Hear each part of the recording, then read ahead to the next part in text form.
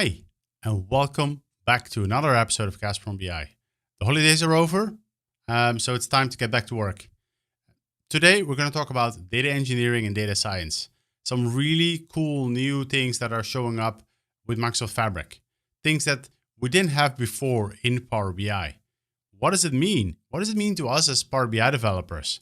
What can we do with it? What are some of the potential things? Like for me, I don't know much about this space. I don't know much about notebooks. I don't know much about data science, machine learning. Of course, we all have heard about LLMs and ChatGPT and all the AI amazingness. But how is Fabric going to put us closer to that? And today we're going to talk about this with no one else than Justyna. Justyna actually owns that whole area as a group program manager at Microsoft. So with that, let's go to Justyna and let's learn from her. Let's go.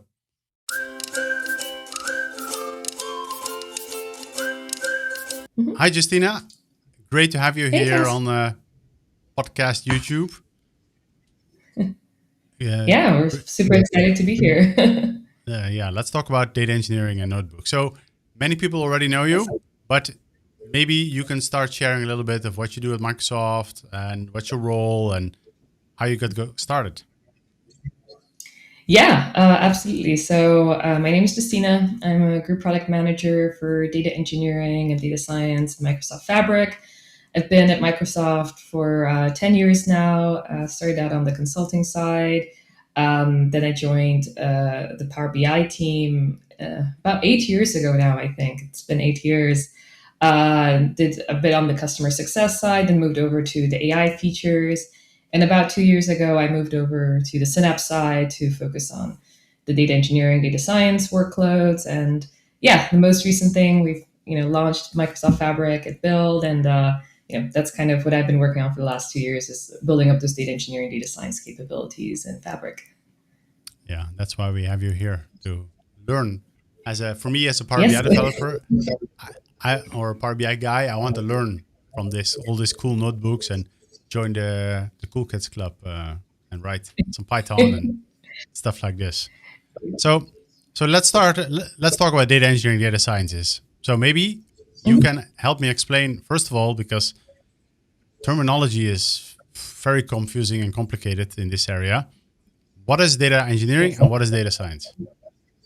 Yes, I think that's a great place to start. So let's get started with the data engineering side. So for data engineering, really the persona that we're trying to cater towards is someone who is essentially preparing and ingesting and transforming all of their organizational data for the business, right? So the data engineer, what they'll be typically doing is they may be dabbling a little bit on the data integration side, right? Of how do I bring my data in? How do I build my pipelines? How do I land data in at scale? Typically, the data engineers that we work with, they'll work with the Lakehouse. We'll talk a lot more about the Lakehouse as well, but it'll be about essentially bringing in all of that data and then really focusing on how do I transform it to get it ready for all my different users in the organization. And typically, this is where things like the Spark engine comes in. Spark is really good for being able to transform that data at a very large scale. So it's the data engineers we typically cater towards. They're the ones working with billions of rows, potentially. Yeah, I was about to ask, what is large scale? Yes, like let's say billions of rows of data, like it could be terabytes, maybe petabyte size, lakes. That's kind of course, on the higher end.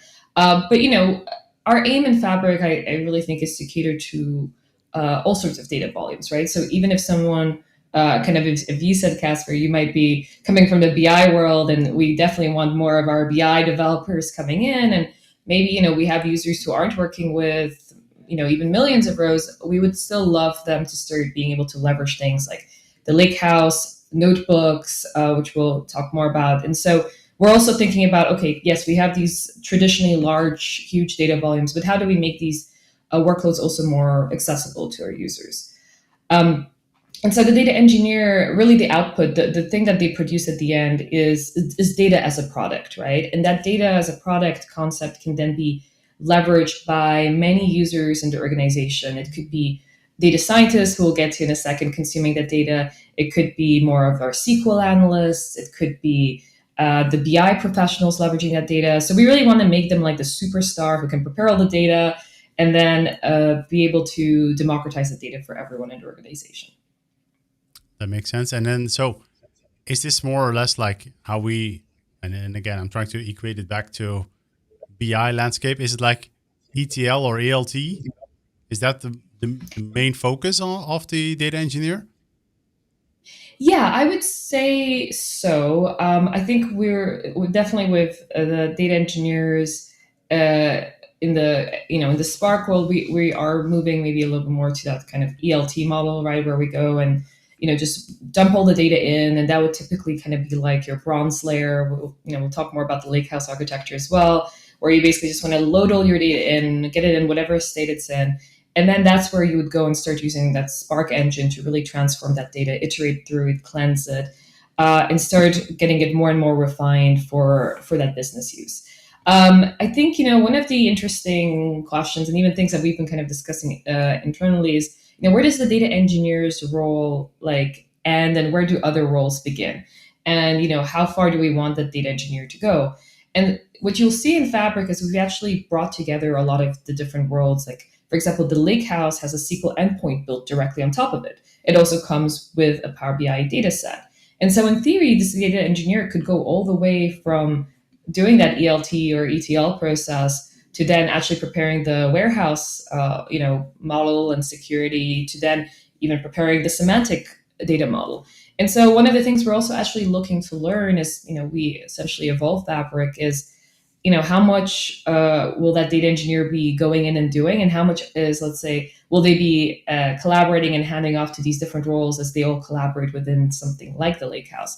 And that's also, I think, a world where that's evolving in some way, Yeah. right? With Fabric, we are trying to bring these worlds closer together. So I think that'll be an interesting kind of thing to observe, is see how people actually end up using Fabric as well. Yeah, and actually, so I have a session where I talk about what does Fabric mean for the Power BI developer.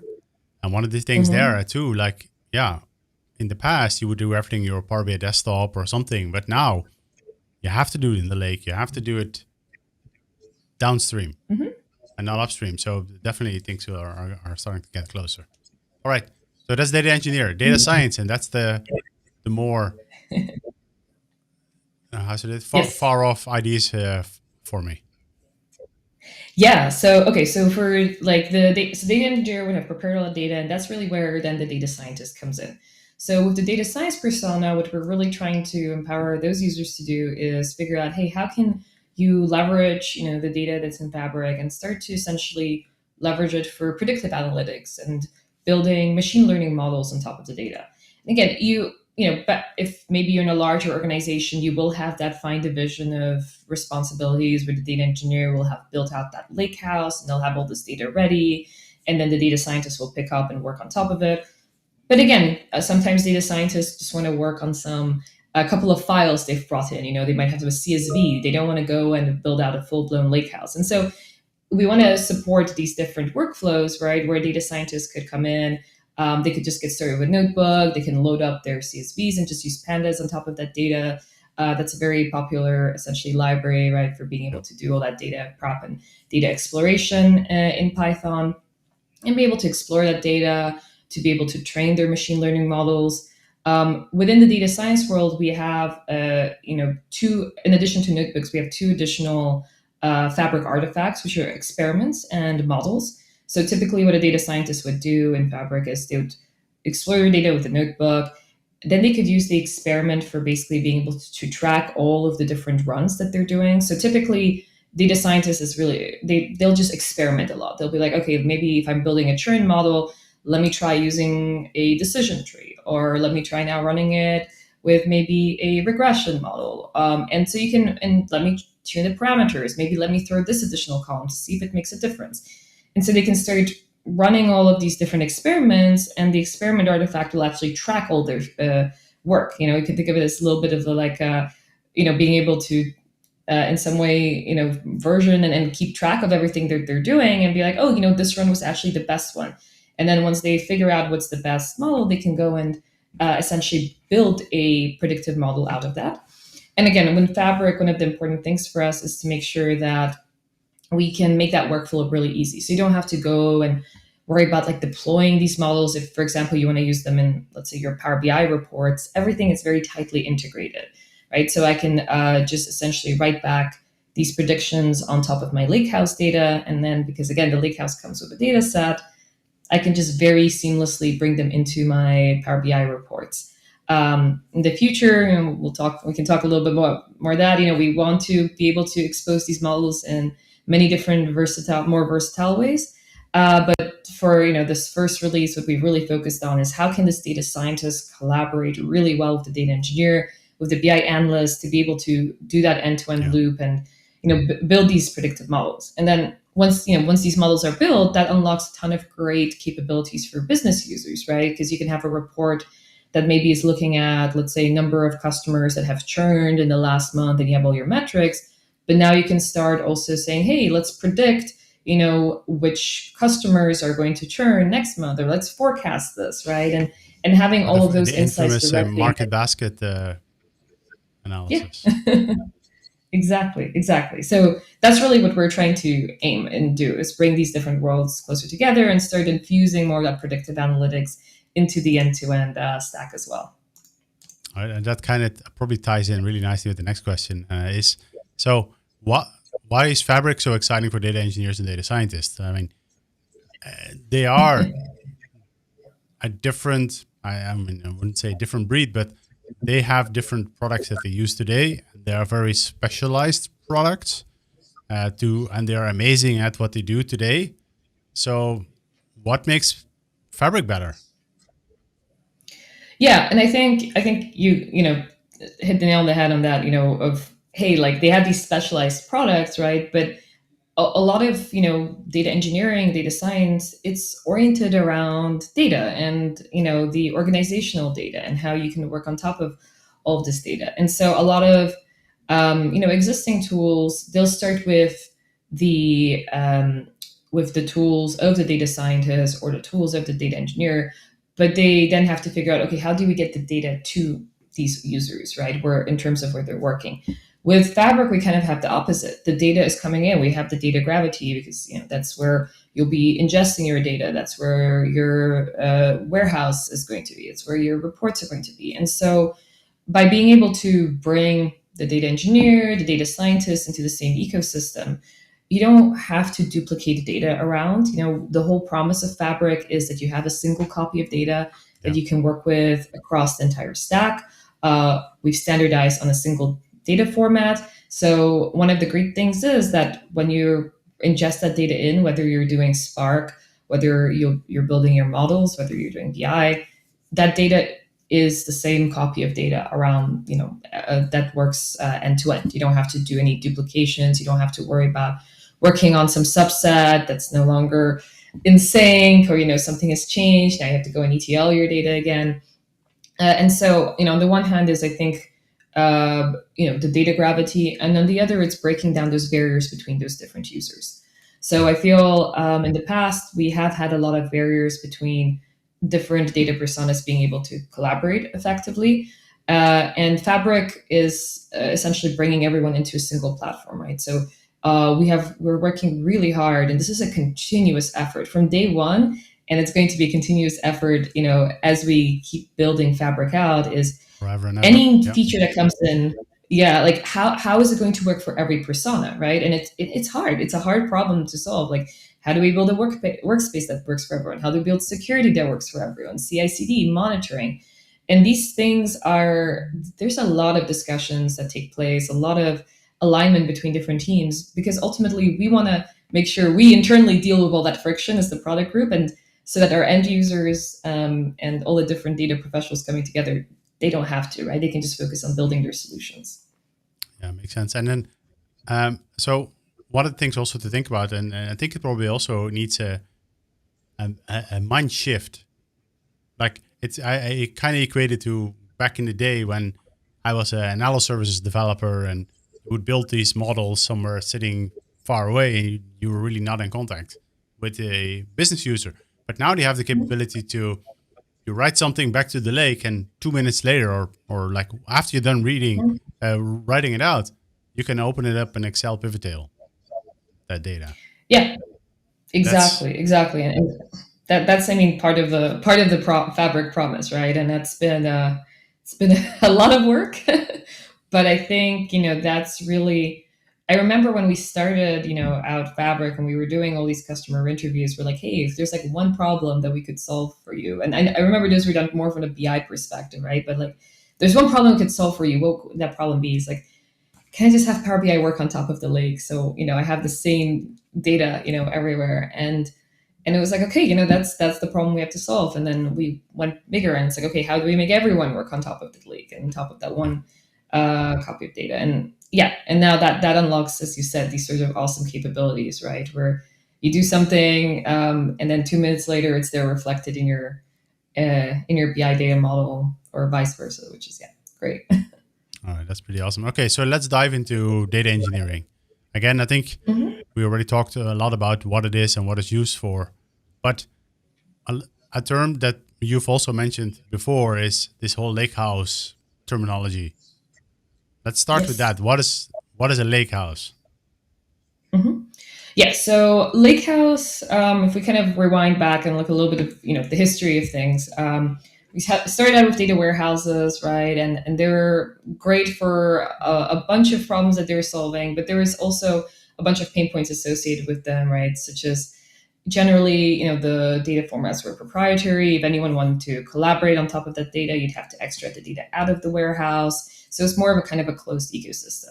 So then you had the data lake, which was open and you could, just get all your data in there. But very quickly, data lakes evolved into data swamps because there was, little governance and people who just end up storing things everywhere. And that didn't really work out that great either for those sort of data problems. And so the Lakehouse, really what it does is it combines the best of the data warehouse and the data lake.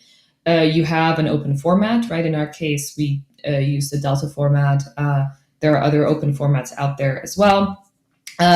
You have a more kind of that data lake architecture, but you have also the added governance and kind of security capabilities of basically the warehouse. So you're kind of bringing these two worlds together. In our case, if we look at how we've translated that into Fabric capabilities, the Lakehouse is essentially just a new artifact that you can create in your workspace, right? So if you go into your workspace, just like you can create a Power BI report, you can now create a Lakehouse as well. And the Lakehouse, we've kind of separated that almost into two areas, right? Where you have what we call the files section, which is more traditionally what that data lake would allow you to do, right? Is just bring in all your data. It's completely unstructured. You can put anything you want. You can put in, I don't know, IoT streams coming in. You can put in an Excel file, right? It's complete, just open storage. Just for me, data lake is just raw. You just put stuff in data lake. Put stuff in. Yes, you can think of it. If I was to be use a very more business oriented analogy, right? Kind of like OneDrive. You can put anything you want in OneDrive. It's just files, right? And that's kind of what we see that essentially file section of the Lakehouse being about. And then you have the tables section, which is really when you start to translate that data into something that is more structured, right? When you want to start creating tables. So maybe I've loaded in a bunch of, let's say, customer audio logs, and then I've processed them into transcripts, and then I've extracted out key phrases, and I said, hey, broken it out by customer ID. And, I can go through a lot of transformations. And then once I'm happy with that data, and that's something that can be maybe consumed by, Power BI, where I can break, slice and dice things by customer type and see the most common key phrases, right, that are said. That's when, that kind of gets elevated into that table.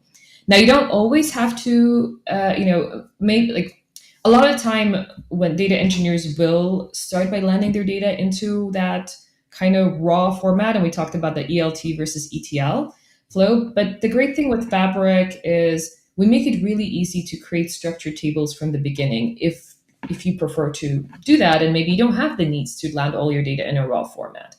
And so if you use something like a pipeline or a data flow, we will automatically be able to output to a Lakehouse, and you can select the output to be essentially a structured table. And the awesome thing is every engine in Fabric, whether you're using data flows, whether you're using a notebook, we're gonna by default write that data in that Delta format for you in a way that's kind of already somewhat optimized for being able to be consumed by Power BI. And so, yeah, essentially, I guess to circle back to your question about the Lakehouse, right? It does give you that best of both worlds, because now with the Lakehouse, you can use it to do data science. You can do it to use it for data warehousing, for BI without needing to move the data around. But you do also get things like let's say Delta supports time travel. So if I want to roll back and see what my data looked like a week ago, I can do that. It supports, let's say asset And SQL. transactions. It supports SQL, yes. So you have all of that kind of goodness of the warehouse, but then you also have the openness of the data lake. Okay, so, and then I was actually going to ask that question a bit later, but I'm going to ask it now. So if I were to choose between, do I want to start Lakehouse or a warehouse? So what doesn't it have, the Lakehouse? Yes. That's a great question. And we get that question a ton from people like, hey, I see you have this Lakehouse. I see you have this warehouse. Yeah. Which one should I be using when? So my recommendation would really be, it's really based on how you want to do your authoring and creation experiences. We'll talk about the consumption. The consumption is essentially the same between the Lakehouse and warehouse. I'll explain why in a second. So really the kind of deciding factor should be, hey, what is the way that I want to really do my authoring? Do I want to, am I primarily more of like a Spark shop or more of a T-SQL, skill set? And we really kind of wanted to still retain both experiences for users, because there are users who come from different worlds, from different schools, who just prefer to work with data in a certain way. So there are going to be users who love to use Spark and they love to use notebooks, and they're really, they want to see the data lake view of their data. And, that's kind of really more the Lakehouse route. And there are people who really think, who have worked traditionally with warehouses, who want to start with that warehouse view, the relational data, and they want to use T-SQL for doing transactions and things like that. And then that would be the recommendation to go with the warehouse. The really important part is that both the Lakehouse and the warehouse have T-SQL support from the consumption perspective. So the Lakehouse comes with a T-SQL SQL endpoint. Basically, you don't have to do anything to set it up. As soon as you get a Lakehouse, you can switch over to this T-SQL endpoint view. And that T-SQL endpoint view is exactly the same as the warehouse consumption experience. It's built by the same team. It's using the same, the artifacts, you'll see they look pretty much the same. So if what you're doing is doing things like securing your data or creating views or just writing queries across the data, the experience is the same between the Lakehouse and warehouse. So you can, for example, what about create a view that spans. From a performance perspective, again, we don't want whether you're using SQL or Lakehouse to essentially be performance to be a determining factor. The performance should also be the same across Lakehouse and warehouse. And so you can start doing cross-database querying. You can start creating views across your Lakehouses and warehouses. And so from an end-user consumption perspective, those should be the same. It really comes down to the authoring and the creation experiences. So you mentioned something. You said consumption experience. So yes. The difference is not just creation, but also like how do you want to insert data, right? Correct. The insertion, the updating of your tables, the creation of your tables, that's where the difference comes in. We don't currently support an experience where you can update the single table with both Spark and SQL. And so that is really the determining factor. Do you want to update your data, create your data create your tables and update your data using more of a Spark experience or more of a SQL experience? Now, we do also support things like shortcuts as well. So if you want to, for example, be able to leverage Spark on top of some of that data that you might have in the warehouse, you will be able to essentially create shortcuts into your Lakehouse. And so with shortcuts, the great thing is that you're not actually moving data around. It's just a pointer to your data. So just like on Windows, let's say File Explorer, if you create a shortcut to a folder, it's just pointing to that original data. It's not actually moving the data around. So you can do that as well, right? So if you want to work with maybe more of a Spark experience, you can do it. You can create shortcuts on top of your data, and you won't actually be duplicating your data around. The one thing you just can't do is be able to update a single table with both Spark and SQL simultaneously. Okay. One thing, Kasper, you mentioned on the performance front, I will just add that right now for the warehouse kind of side, there is one thing to consider is for just direct lake support for kind of Power BI, right? So if you may run into certain performance things around, let's say, where you might end up seeing things fall back to direct query mode. That is something that comes up sometimes is, hey, like sometimes things might seem slower because with direct lake, you're working, again, directly on top of the data in the lake. We are plugging in all the gaps where, the fallback to DQ happens. And so over time, you should see less and less of the kind of, falling back to DQ. And the aim is to essentially ensure that we can always support direct lake connectivity, and we can minimize that kind of direct query fallback. So just wanted to mention that because that does sometimes come up with customer questions. Still a long way to go too. Yes, we're working on it. All right. So let's go back to, like you were mentioning Spark a few times. Like maybe I'll also a little bit of recap on, okay, what is Spark and what role does it play? Because, we didn't build it, right? No. Spark is actually an open source technology. And it's essentially something that is, owned by the community. And what we essentially do from a Microsoft perspective is whenever there's a new version of Spark that comes out, basically in the open source world, we will go and we support something inside Fabric called basically our runtime.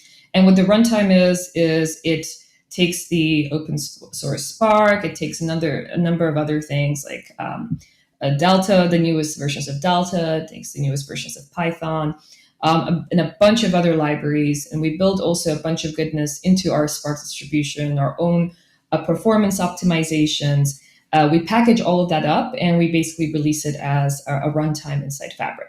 So you'll see, we are currently have one version of the runtime supported, and as we, Fabric matures, as time goes on, you're going to see more and more versions of more runtimes come out as new versions of Spark, new versions of Delta come out. And so essentially, what that allows you to do inside Fabric is when you go and create your notebooks, the workspace comes pre-wired with this runtime. So actually, you don't have to even set anything up. That's something we've really tried to do, is make it really easy to use Spark and consume Spark inside Fabric. So if you go and try out creating a new notebook or a new Spark job, it automatically just wires itself to that runtime that's there inside the workspace. Now, we are releasing ways for you to customize that so that if you want to, let's say in the future, once we have more runtimes, if you want to specify which runtime version you want, you're going to have a lot of flexibility like that. But right now we have one runtime version. It automatically comes and gets used by the notebook. And that basically then allows you to just use Spark out of the box. And yes, what basically Spark allows you to do is, as let's say you're working with larger and larger data volumes, it essentially allows you, to work in a distributed fashion, work on all your data in parallel, and essentially get more and more, essentially spin up more and more clusters and work with more nodes, depending on the data volumes that you're working with. And so we will do that for you, right? Yes, we do that for you. So by default, we will provide you not only with a runtime, but also with a Spark. We call them starter pools that come pre-wired to the workspace. So again, that means that you don't have to spin up any infrastructure to get started. So when you create that notebook, you will get the starter pool, which basically, for our default experience, we use medium nodes that can scale up to essentially 10 Spark nodes, which are what we've estimated, would essentially caters towards a large majority of the use cases our customers would run. For customers who really want to tune their Spark jobs and really want to go and there is a class of customers and data engineers who really want to kind of optimize things, especially when you're working towards the really high end data volumes. There you can actually go in Fabric and configure your own Spark clusters and actually configure things if you want. So we kind of want to offer our customers the flexibility. So for the default use cases, I would say the 80% use cases, you are pretty much good to go with whatever we provide you out of the box. But for the customers who want this more control, they can get more control with those as well. And so, yeah, I think Spark is really great for those sort of working and processing those large data volumes and being able to really do kind of those heavy duty But it's ELT also ETL jobs. like Mhm. it's also dependent with how much you buy, right? Like we have the Yes, Fabric capacities. So if you buy correct. the smallest Fabric capacity, you can't. I actually don't know how it works, so you tell me. But you can't run over a 6 terabyte Yeah. file. That's correct. So we essentially, depending on the capacity size that you get, we essentially would limit the type of, firstly, how much Spark Compute we would give you, right? In those out of the box experiences. So it would be aligned to the SKU sizes that you purchase. And then also, if you want to create those custom clusters that we just talked about, those would also be bound somewhat to the SKU that you purchase. And so there is a correlation between the how big of a SKU you get and how big essentially you can grow these Spark jobs to be. So essentially you will not be able to necessarily go and process a petabyte scale data lake with your F2 SKU. That makes sense. All right, cool. Let me think what else I wanted to ask about Spark, and so it automatically build it. How often does it actually update? Sorry. Oh, the Spark runtime, you Yeah. mean? So there's ongoing, fixes that come in from the open source community that for like as kind of a version comes out and kind of preview and it makes its way to GA. And then, in terms of net new versions, I would say every couple of months is, you'll see kind of a new Spark version come out. There's also sometimes a difference between like the minor version upgrades, so like going from something like 3.1 to 3.2 versus when we go from like Spark 2 to Spark 3 or Spark 3 to what's going to be soon Spark 4. Our aim in general from the Fabric perspective is to provide our customers with a new runtime roughly every 6 months. That could change in the time being. We do want to cut that time down over time as well. But we do also want to make sure we can have a regular cadence with an expectation of, hey, you can expect a new runtime to come out every, let's say 6 months or so, just so that customers know when they can kind of start using the latest bits. And when I say every 6 months, I mean a GA version. We're also looking to see whether we can provide more of an experimental version of the runtime sooner so that customers can start experimenting with the latest bits, even if it's not kind of the GA version. Because one of the hard parts is being able to move quickly and provide customers with the latest bits and ensuring that we don't break anything in production for a customer, right? So once a runtime hits GA, it's really important for us that we don't change things around, we don't modify anything, because any change could, essentially impact a production workload. And we certainly do not want to do that. At the same time, we want to be able to provide something for customers to play with quickly when they get, let's say, new versions come out.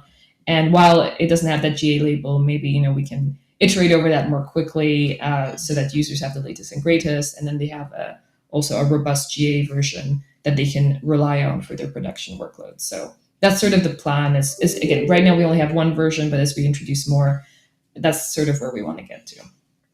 Makes sense. Okay, so let's go talk about something else that was completely new for me: notebooks. So, what is a notebook? Yeah, so notebooks you can think of them as another way of being able to author your data transformations, your ETL jobs. So, if you're coming more from the Power BI world, you might be more familiar with things like data flows for being able to, connect to data, for transforming things, and then being able to output that data somewhere. Notebooks essentially offer a very similar capability set, but they're more of a pro developer experience, right? So with notebooks, we support various languages, all the way from, let's say, Spark SQL to PySpark, which is more like essentially Python. We offer Spark R for like R users, offer Scala, right? And so there's many different languages that you can start leveraging for your notebooks, depending on your preferences. We're also trying to work and build more low-code experiences into the notebooks so that users essentially can choose their own adventure within the notebook, right? So you have, of course, your full code-first approach, but we already have capabilities like Data Wrangler, for example, which you can launch from inside the notebook, and they will give you essentially it will feel a little bit like a data flow light experience for those who are familiar with data flows, where you can do low-code transformations. But the cool thing with Data Wrangler is it will actually write the Python code for you, so that when you actually say, okay, I'm done with my transformations, it just generates a code for you that you can then add into your notebook, and then you can run and you can share with your data engineers, data scientists, and collaborate in the same way. So I think the approach we're taking as we build more of these low-code experiences is, yes, you can approach a notebook in a low-code way, you can approach it in a pro-code way, but you're always going to end up with code in the end. Because we don't want to have these siloed paths where you do something low-code and then you can't get to the output of the data that the pro-code user would be using, or you can't work together. And so, I think notebooks are a really exciting capability. I would encourage everyone to try them out because they're super versatile. I've seen, people just doing the funkiest things with notebooks, right? All the way from using it for like designing their own logos and colors, right? Color schemes, to, of course, doing your traditional data engineering. So I think, there's a lot of cool use cases. And I really actually want to hear from all our users what kinds of use cases they're using for notebooks, because I'm always learning new exciting ones. It's always great to see what people are doing with them. It's really flexible, right? You can do anything there. So that's quite cool. You can even do some visualization in between. And that's actually the part that I like a lot about notebooks. It's very different than any other way that I know. Like you do something and then you get an output and you can actually see it. You can debug it. You can take it to the next step, and you don't have to actually run everything. And like, it's a very different way of working and thinking. And actually the way I do it, but again, it's because of my SQL background, I just ask ChatGPT, like, here's my SQL statement. How do I do this in Python? And gives me the code. Mm-hmm. Works quite a lot. So. No, for sure. That's a great way of, going and getting started with it. A lot of customers ask me, hey, how do I don't really know much about notebooks. How do I get started? And the great thing is, if you attach your Lakehouse, you can just tell them, look, just drag and drop your table in there. It'll generate the snippet for you automatically. And you can just start running things from there, right? It will get you your table preview. You can then launch your Data Wrangler experience on top of it. You don't even have to write any code to get started really with it. But you're right, it's super flexible. You can run your cells in whatever order you want. It's not kind of super rigid. We also have VS Code integration. So if you even want to work in, let's say, and have like really robust like debugging support and stepping through the various functions, you can do all of that in VS Code as well. So there is a lot of flexibility. And we're going to be continuously adding new capabilities there. So yeah, stay tuned for all the awesome notebook updates that are coming there too. Yeah, that's really cool. Okay, so let's go. So we talked about Spark, notebooks, Lakehouse. Did you forget anything on the data engineering side? We have one other artifact also called, just for completion, we also have the Spark job definition artifact. So just to kind of give a little bit of a short summary of what that one is compared to, let's say, a notebook. So notebooks is really the canvas for creating those, being able to write that code and figure things out interactively. A lot of customers have existing Spark jobs that they might already have. They might have existing like jar files where which are basically, they've already authored their Spark jobs elsewhere, like in a completely different IDE, maybe completely offline. And some customers just want to use Fabric for submitting these jobs and sketching them and running them. And that's perfectly fine too. You don't have to actually do the authoring of the Spark jobs inside Fabric. If you'd rather just author them locally, and then you come in and say, yeah, I'm just going to use Fabric for setting up all my Spark configurations, for defining, okay, these are my Lakehouse attachments. Here's my file that I want to run this on a schedule, or run this as part of my pipeline. And that's what you want to use it for. That's the Spark job definition essentially gives you that. So it's kind of a more pro Spark experience, but it's an important experience for customers who have those existing workflows. So I would say that's the only other artifact that is part of the data engineering family that is just worth highlighting as well. Makes sense. All right. So now let's talk about data science. It always looks a bit scary. Yes. Do I need a PhD on machine learning? And so what can we use it for? And is it really that difficult? Mm-hmm.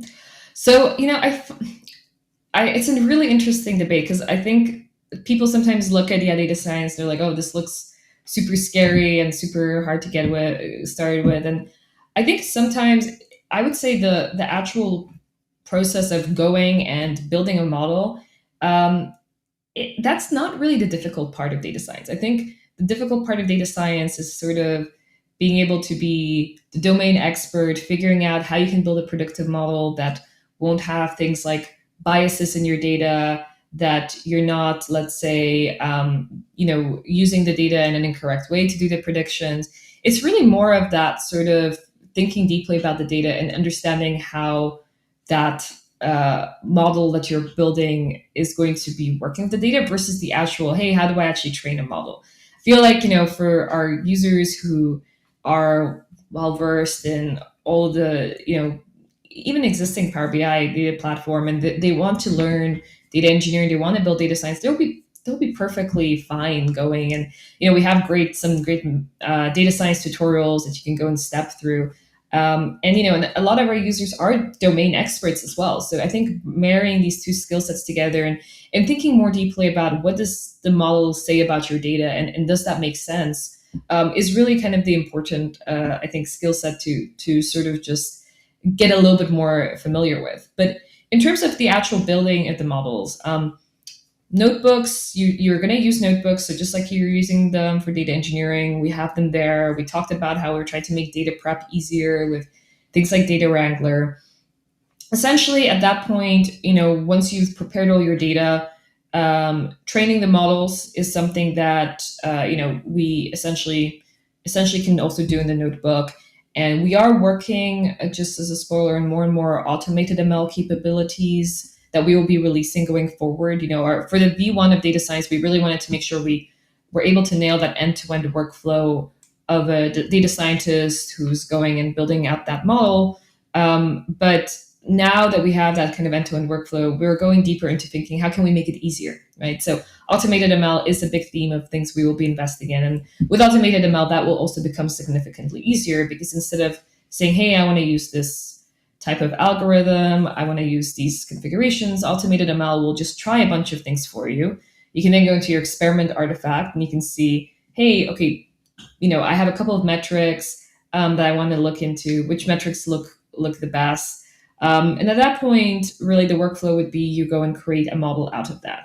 Now, one of the hard parts of data science has been the operationalization of these models for, let's say, if we think about, let's say, the classic use case for Fabric for V1 is really that, hey, I want to embed my predictions into my Power BI report. In the past, that's been hard, right? Because you have to think about how you're going to stitch these tools up together, how you're going to orchestrate these ETL flows. That's something that I think we've made significantly easier with Fabric, because of the fact that we have the Lakehouse, we have one lake, we have a single copy of data. So once your model is built, what you would basically do is say, hey, I want to, let's say, enrich my Lakehouse. We have a code-first approach. We already have a low-code approach for this, where you can step through a wizard and you basically say, this is my Lakehouse, this is the table that I want to add my predictions to. And we will make it really easy to add a new column to your Lakehouse. with your predictions. And once that data is in one lake, again, I don't have to do anything special to get it into that Power BI report because everything is already stitched up together. That Lakehouse already works on, Power BI works on top of the data in the Lakehouse. So I think we've made a lot of that plumbing easier. And as mentioned, we're going to be working on making the workflows easier on every step of the way. From training to deployments, so to interpretability of the models. So those are the kind of experiences in the future that I think will also make that data science flow a lot easier. But you certainly do not need to have a PhD to be able to do this. I would encourage people to. One thing that I was thinking about, like, are there also like existing libraries? Because I mean, a lot of times it's like, as I said before, market basket analysis. If you can easily do market basket analysis, saying, okay, I want to point to these columns that have these variables, and then you run it, like, it probably exists, no? Oh, yeah, of course. Right. So I think to your point, like the people who need the PhDs are the people who are designing these algorithms, right? But ultimately, there's so many like algorithms that already exist that already solve a lot of the problems for you. And it's really just a matter of figuring out which data you want to use and, tweaking some of the configurations. And again, a lot of it is experimentation. You tweak some things and you see what the output is. Okay, this seemed to make things a little bit better. This seemed to make things a little bit worse, right? But there's no need or requirement or anything to actually author any machine learning models. Those, again, are packaged into the runtime, right? We have Python as part of the runtime. We have a lot of these machine learning libraries that just ship with the runtime. You don't even need to install them. They're already there, available for you to use in Fabric. So, whether you're building decision trees, regressions, forecasting models, those will be built in for you to just be able to use. And you can just focus on really the hard part is preparing the data, getting it into the shape that you need for that machine learning model to be able to leverage. But no, no one needs to actually be an expert in building a machine learning model to do data science in Fabric. Makes sense. Anything else that we missed around data science? So I think we have a number of exciting capabilities that are also upcoming. So, we talked about experiments and models, and those are the kind of the core experiences that we have right now. But one thing that I think is pretty exciting that's coming very soon, or might already be out depending on when when this video comes out, is something called Senpai. So Senpai is a semantic data science library that essentially makes it really easy to bring together the world of Power BI and of data science. And I think that's something that's just a really exciting capability that the data science team is working hard on, where what basically this allows you to do is from inside a notebook, you can leverage Python libraries to connect to your Power BI data model and be able to essentially work with Power BI data inside your notebook. And the use cases that we had envisioned for this as we were building this out was being able to do things like, for example, let's use the churn example I mentioned earlier. Maybe we have a churn calculation that's being done across time inside my Power BI data model. There's a lot of complex DAX that went into this. It's really hard for data scientists and business analysts to work together because now I suddenly have to figure out how I'm going to recreate this complicated DAX measure in Python. And Python is not made for DAX, right? Like the different use cases, they solve different needs. It would be really hard to do that in Python. Well, with Senpai, I can now just connect to the Power BI data model, bring in a summarized table effectively, and now be able to, let's say, maybe add that churn enrichment into using Python, write it back into one lake, and visualize it back in Power BI. So we can really complete that feedback loop between the data scientists and business analysts. But now that we're seeing, as we have Senpai in private preview, there's a lot of other use cases that people are actually starting to use Senpai for. And I think, Kasper, we were chatting about this earlier, you had some examples yourself where you're seeing from the BI community around this, right? Yeah, I mean, it's Senpai is one of the things that really enthusiastic. I mean, I've been starting to play with notebooks and I really like it. But this thing really allows me to just actually talk to the model. I have the full object model of the data set. So I can see the relationships, I can print the relationships, I can actually change relationships, I can create measures through notebooks. It's like, yeah, I mean, I can't wait for people to get their hands on this, and we'll see the most crazy, awesome things that we can imagine.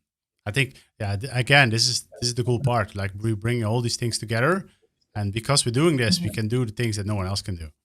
And like, okay, as you said, like actually being able to call a DAX expression over your data and then do some additional things on it, like, phew, it's pretty cool.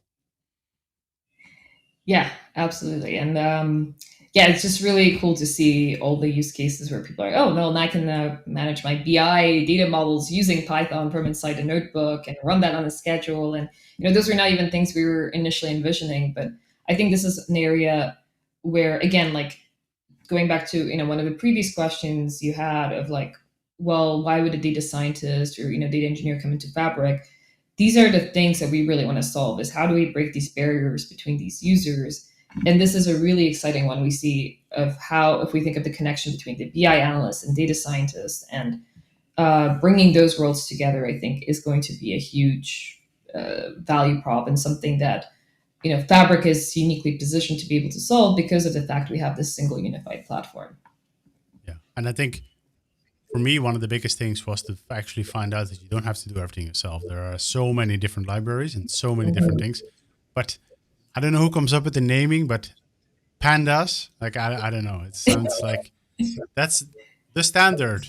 So, yeah. We also have koalas. I don't know if you've heard of that one. Koalas? No, I haven't heard of koalas. Spark data frames. So yes. Yeah, I can imagine. But yeah, so there are so many libraries, and it's like whatever you can come up with, just search for it and start playing with it. All right. So, and I'll have to take a link just to on that one really quickly. We have actually published documentation of all the libraries that are part of our runtime. So maybe we can share the link as well. Definitely. At some point for that one. Definitely. I'll put it in the descriptions too. All right. So I think the next question I had was more about, okay, so I'm a Power BI person. How do these new products help them? I think we talked about it enough. I think it's pretty clear. Like, okay, so you can data engineering to do ingestion at scale too. Like, you can run it with Spark, and you can handle petabytes of data. And also, it's a different way of working and different things that you can do with it. Use data science on top of it. So I think all of that is pretty clear. So if you were to give some advice as a Power BI person, where would you go? What would you do to get started? Like, why would you go and start playing with this? So my advice to get started would be, we've published a number of what we call like essentially our happy paths tutorials. So happy paths are things that we defined internally as, hey, what are the most common use cases and most important use cases we want to be able to solve that we see, again, a very common, let's say, data persona journey going through. And so we have a happy path tutorial for Lakehouse that allows you to get started with ingesting some data in the Lakehouse and then using SQL and Power BI on top of it. And then you can get more advanced if you want to do more Spark-y things with it, or you can start very simple with, kind of a streamlined workflow of low-code tools. So we have set up the tutorials in a way that they're modularized, right? So you start with like the simple workflow and you can go deeper and deeper as you wish. We also have a happy path tutorial for data science, for being able to build build, let's say, your first end-to-end machine learning model.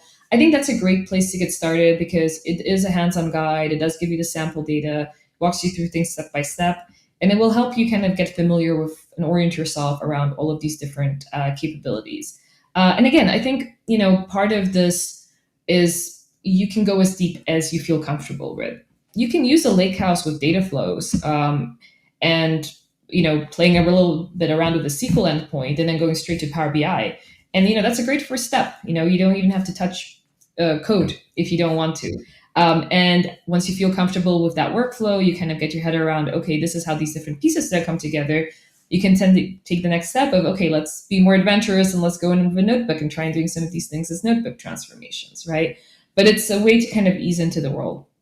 Similarly, with data science, we can do things like using Data Wrangler to do maybe some of that data exploration initially. But the tutorials will walk you through that kind of end-to-end data science workflow. So I think for those who want to maybe get more familiar into some of the more data engineering, data science workflows, maybe you have use cases where you could see opportunities for enriching your data with a little bit of machine learning or predictive analytics. Maybe you do want to build out more of that Lakehouse architecture so that data can be reused by SQL, by Power BI, by data scientists. I think those are good places to get started and start easing yourself into these worlds a little bit. Yeah, and I'll put them in the description below. Actually, because you were mentioning it, forecast, and so I have a user group presentation on Saturday.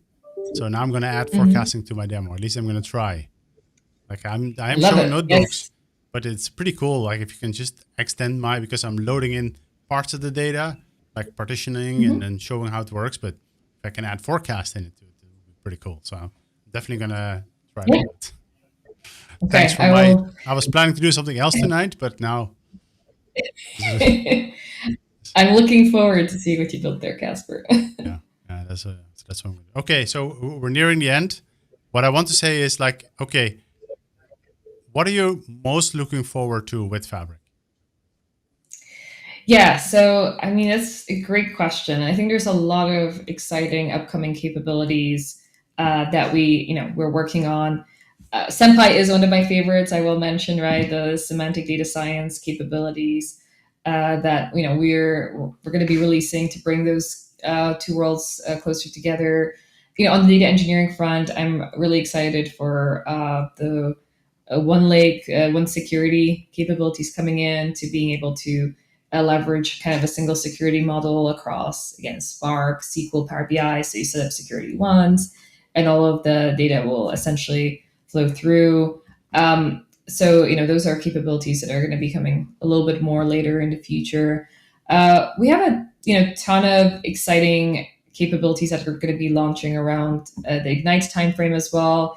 So not going to spoil some of the things that are coming there, but definitely excited for some of the notebook enrichments that we're going to be releasing, as well as some more the AI capabilities that will be coming into the product. So those are, I think, all Can't things be without that them these days. Yes, of course. That is top of mind for me and for many teams within the Fabric world. That's for sure. And then, so I mean, maybe the last question, it's a little bit related, but one is forward-looking. The other one is okay, what is the most exciting feature of Fabric so far? What are you most excited about? Yeah. So I think so far, it's hard to, I think, pick a single feature within a single workload. I think really the thing that excites me about Fabric is the end-to-end system, right? The fact that we have done all this immense work to create a unified platform. The fact that we've brought the data into the single copy of data, there has been so much work across the workload teams and across the platform teams really to make this happen. And it's a huge just huge value prop for customers and a huge step forward of being able to use that single copy of data across the entire stack, right? The fact, I love that demo, right, where we ingest the data using a pipeline. We use Spark, we use SQL, we go and update something in Spark, it reflects immediately in SQL. We go into Power BI, we have great performance with Direct Lake directly on top of the data lake, right?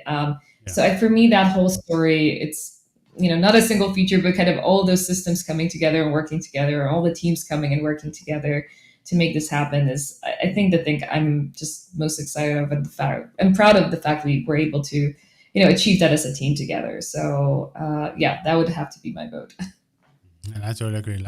As soon as when I do presentations on Fabric, it's one copy that really makes everyone light up and say, okay, this is so amazing, all the things that we can do there. So it's really cool. Okay, yeah, I think so. We're about time. Like an hour is usually what I do. I feel like I probably have to get you back once we get a bit more details in, and because I feel like we only touched the surface. There's so much more to Oh, yeah. dive in. And I really want to thank you for your time. No, thank you so much for having me. I really appreciate you asking. All right, cool. Thank you. Bye. Thank you, Jasper. Bye. Take care.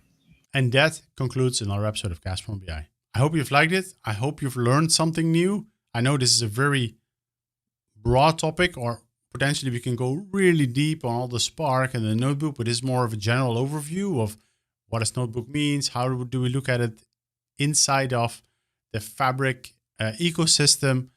So yeah, we'll definitely get Justyna back for more. Play with it. Go look at the links in the description below. Play with those notebooks. Play with that some of your data science ideas and get things running. If you like the episode, hit the like button. Subscribe for more content. There's many more coming up. Like, there's so much more to talk about in Fabric, so we'll definitely go and do that. So with that, I want to thank you for your time, and until next time.